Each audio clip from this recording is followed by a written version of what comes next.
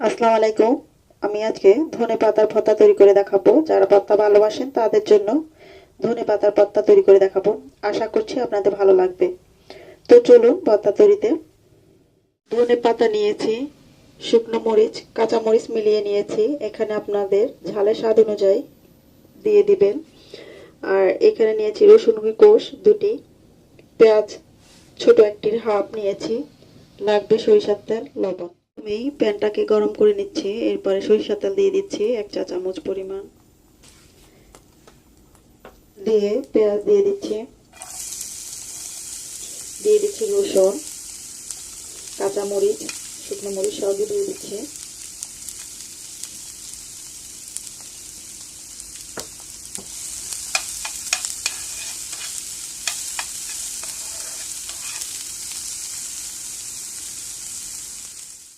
পেঁয়াজ, কাঁচা মরিচ এগুলো ভালো করে ভাজা হয়ে গেছে।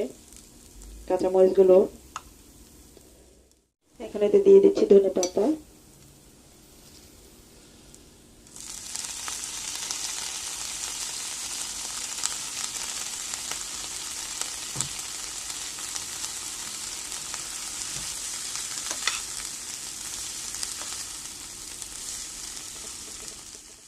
এটা হয়ে গেছে, এটাকে ব্লেন্ডারে ব্লেন্ড করে নিতে পারেন কিংবা পাটায়ও পিষে নিতে পারেন।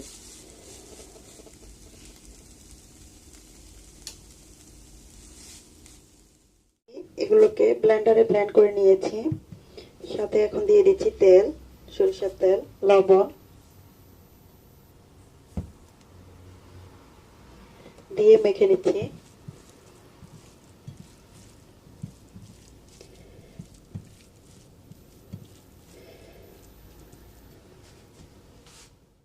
ধনে পাতা কুচি নিয়েছি, পেঁয়াজ কুচি নিয়েছি একটা ছোট হাফ, শুকনো পোড়া মরিচ নিয়েছি 4টি, লবণ আর লাগবে সরিষার তেল। প্রথমে শুকনো মরিচগুলোকে ভেঙে নিব। দিয়ে দিচ্ছি পেঁয়াজ কুচি, দিয়ে দিচ্ছি লবণ,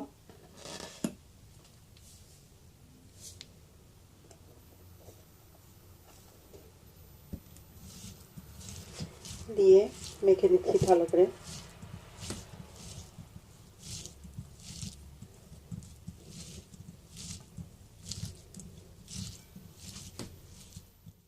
দিয়ে দিচ্ছি সরিষার তেল।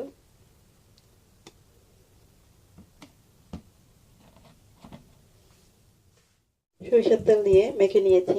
এখন ধনে পাতাটা দিয়ে দিচ্ছি, দিয়ে মেখে নিব। মেখে নিয়েছি।